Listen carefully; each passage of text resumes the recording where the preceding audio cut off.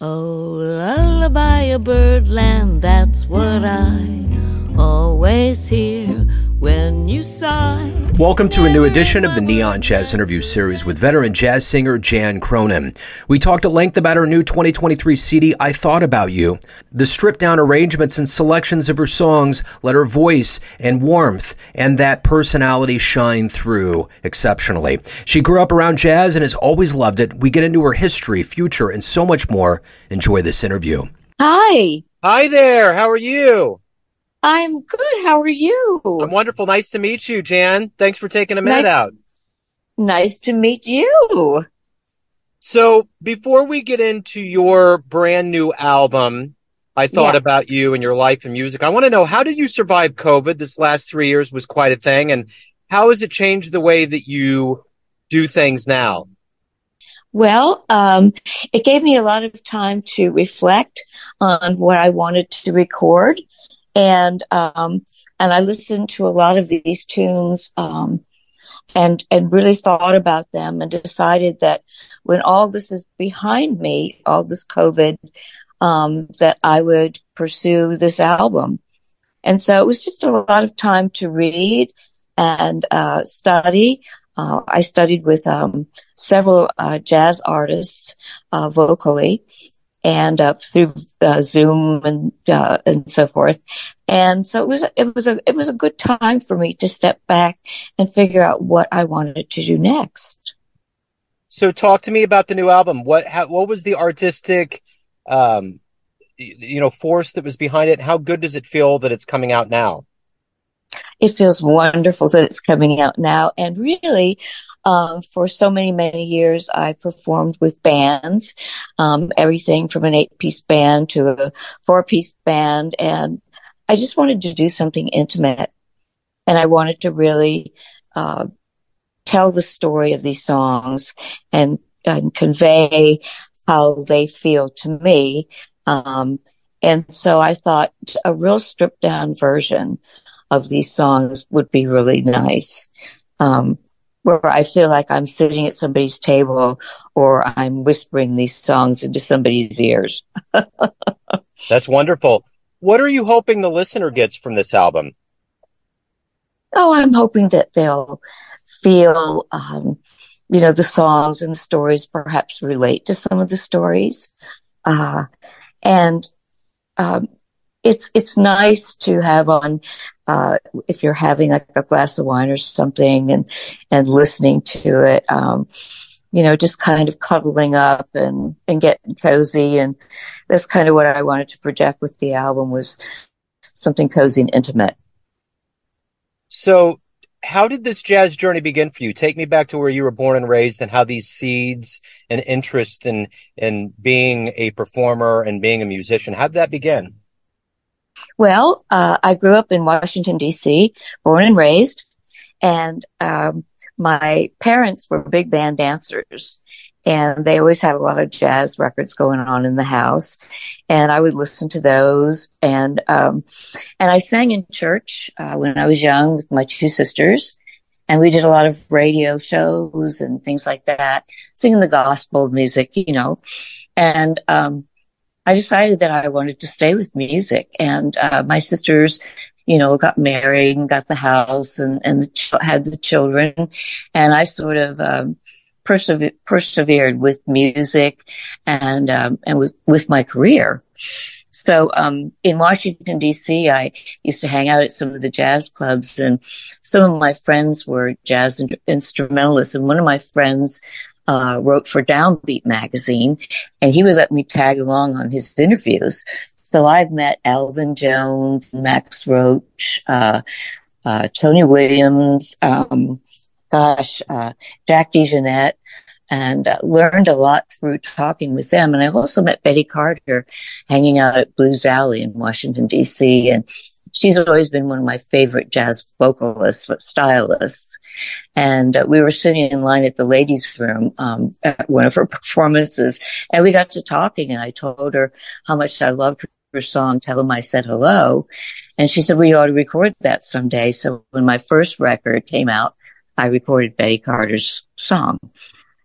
So, and then I, in the 80s, I studied in New York City. One of the companies I was working for, I was writing grants for people with disabilities, and the company sent me to New York to search more about this and research it and develop more of that in my career. And I used to hang out in the jazz clubs after I would get off work, with this company I was working for. And I would hang out at like the Bottom Line, Blue Note, and Village Vanguard, and just kind of absorb the jazz feel. And they'd be open till like 3 a.m, and I could just hang out there, and then hop on the train and go back to DC. Wow, that's quite a story. I mean, that has to have been a lifetime of education to be able to be around those interviews and to hang around those kind of hallowed institutions. Oh, it was wonderful. It was wonderful. And they're some of the nicest people I've ever met. They're so humble, especially Elvin Jones is extremely humble and kind. And I always, and the writer for the Downbeat was a drummer. And so he wrote about Ming and so forth. And I learned a lot about the percussive things of jazz, through going to these interviews and being close to this friend of mine. So, it was an experience and an education. Yeah, I always am very open and clear because I've done so many interviews with musicians that the jazz community is one of the best breed of human on the planet. The level of them being, it's like the higher up you go, the more humble they are and talented and intelligent. And there's just a wisdom that's just so refreshing to see, because there's a lot of times we don't see that in regular life. Oh, exactly. And these musicians are seasoned, and they have great stories to tell and share. And I just loved it. I still love it. And so I just decided that I really wanted to record something that might be meaningful to other people as well as me. And, like the song Some Other Time, the last song on my album, it really reminds us of how important it is to take the time, to make time for your friends. How we always say, I'll call you tomorrow, and then tomorrow turns into a week, and then it's a month, and you never get around to it. So it's like, oh, well, we'll catch up some other time, and that song really, resonated with me. So, because time is more precious now. Yeah, for sure. Mm-hmm. I agree. Yeah. So what was the first gig? What was your introduction to the world of jazz? Well, just sitting in with my friends, who were playing in clubs in DC, and, kind of getting my feet wet in that regard. And when I moved to Nashville, I had been looking at either LA or New York City or Nashville. And I really liked the vibe in Nashville because people are very open and friendly. And I came down here on a whim with a girlfriend of mine, and I entered a song contest. And this was at the National Palace. And I won the female vocalist. And they asked me to hang out there for a weekend to a week and sing, but I had to go back to my day job teaching. So, I couldn't do it, but I really liked Nashville. And then when I came to Nashville, I got in touch with the Blues Society, the Jazz and Blues Society, and I sang blues for quite a while. And then I met my late husband, who was, a blues, songwriter, left-handed guitar player. He played with all the greats from the, Soul Train to Nashville. And so I did blues for a while, and then I was just kind of feeling like I was being pulled for jazz. So I still do blues gigs, but jazz is the primary thing that I'm doing right now. So, through all those interviews and through all the experiences that you got early on, what did that give you as an experience or as kind of an acumen in the jazz world that you in turn lend to younger players that you get around?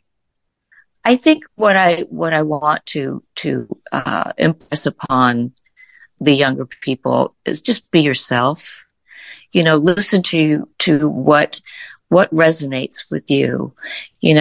and I tell them, there's already been a Betty Carter, there's already been an Ella Fitzgerald, but has there been a Jan Cronin, or whatever the name? And so be yourself and be unique and find your wheelhouse, find what you feel the deepest in your heart of hearts. Talk to me a little bit about what you like the best about being in the world of jazz as a professional musician. What do you look forward to the most? I look forward to the performances because I love to just embrace the audience, and I love to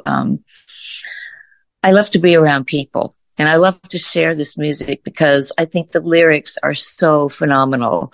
There are very few songs that are written like these songs anymore, and they're jewels.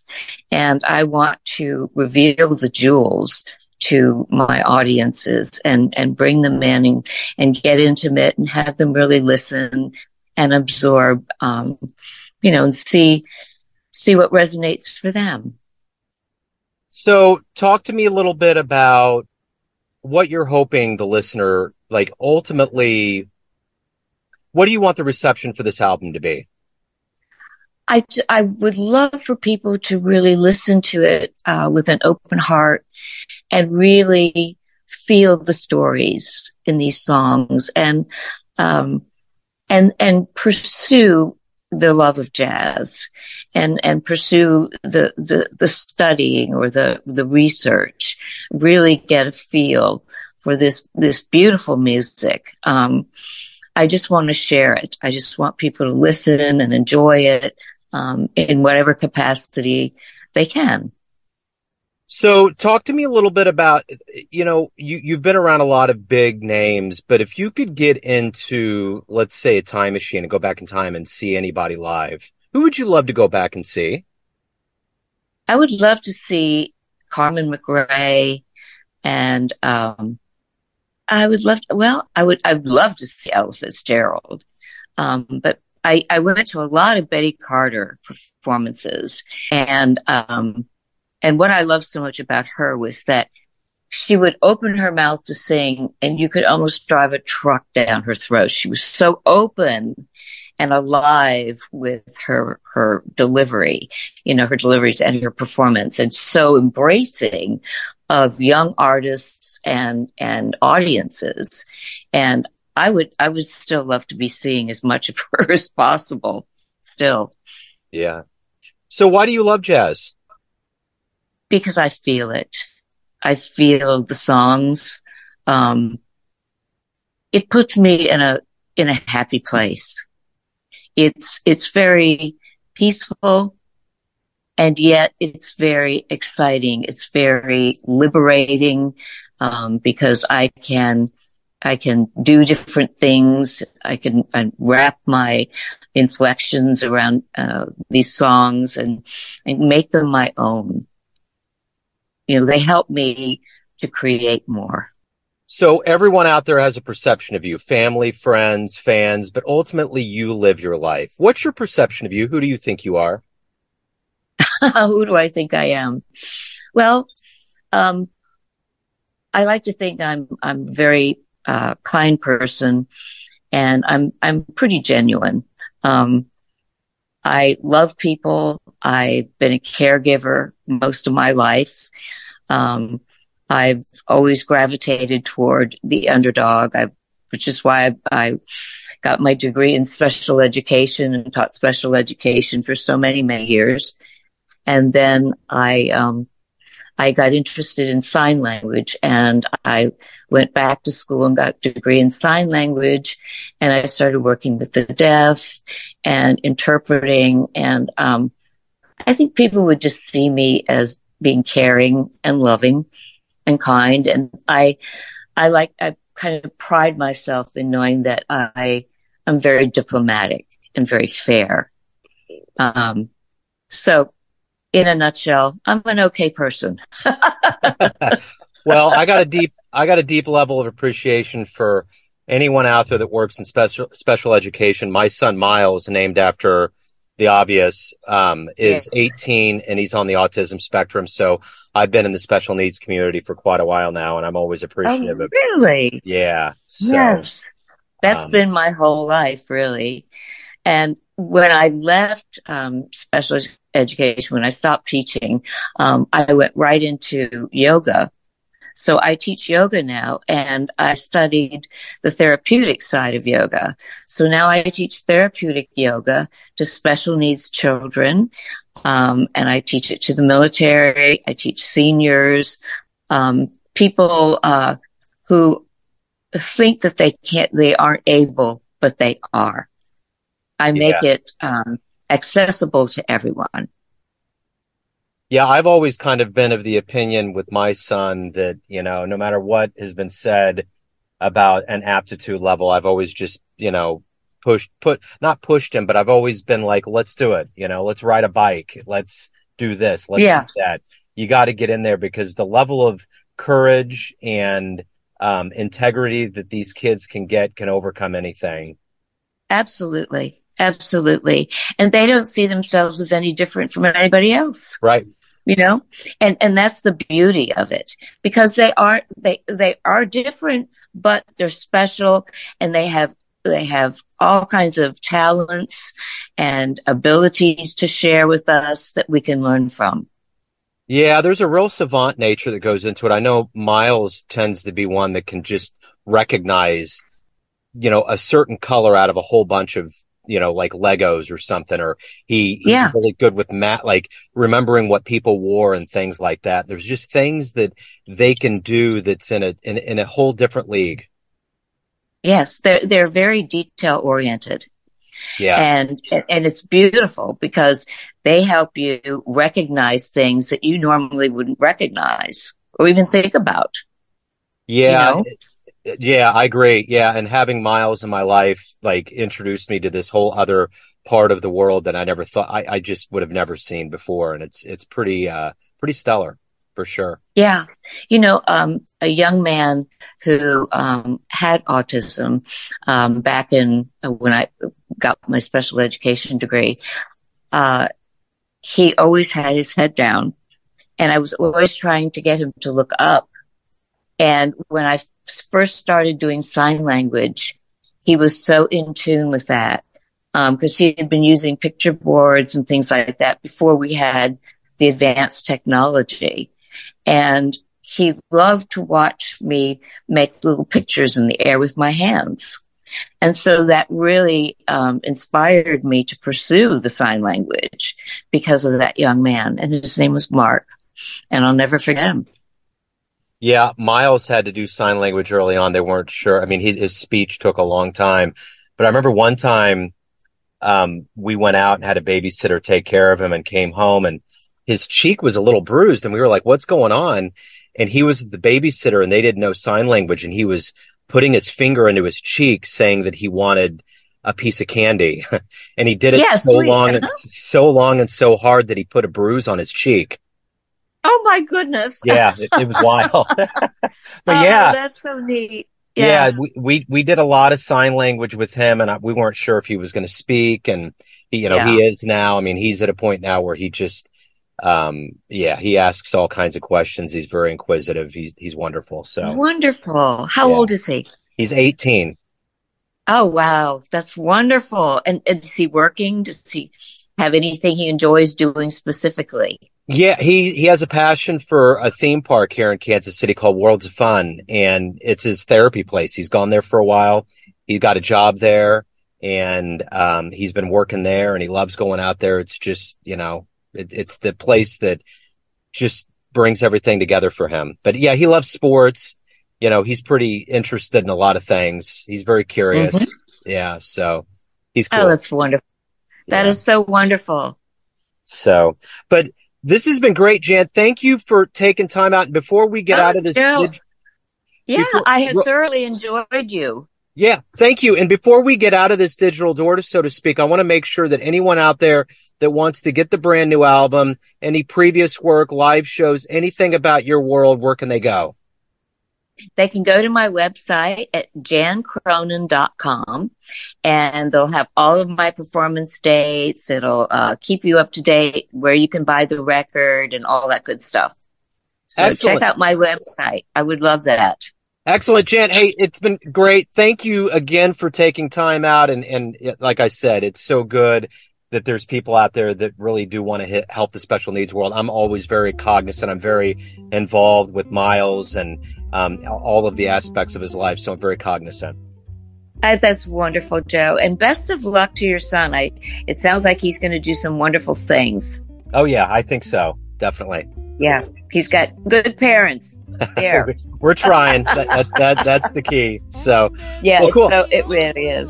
Well, cool. Well, hey, thank you again. I appreciate it. Thank you, Joe. This has been wonderful. I really appreciate you. Thanks for listening and tuning in to another Neon Jazz interview, where we give you a bit of insight into the finest singers in New York, LA, Kansas City, and spots all over the globe, giving fans all that jazz. Thanks to Jan for her time, energy, and cool. If you want to hear more Neon Jazz interviews, you can find us on Spotify and Apple Podcasts. Subscribe to us at YouTube, and for everything Neon Jazz, go to the neonjazz.blogspot.com. Until next time, enjoy the jazz, my friends. Because we're in love. Neon Jazz.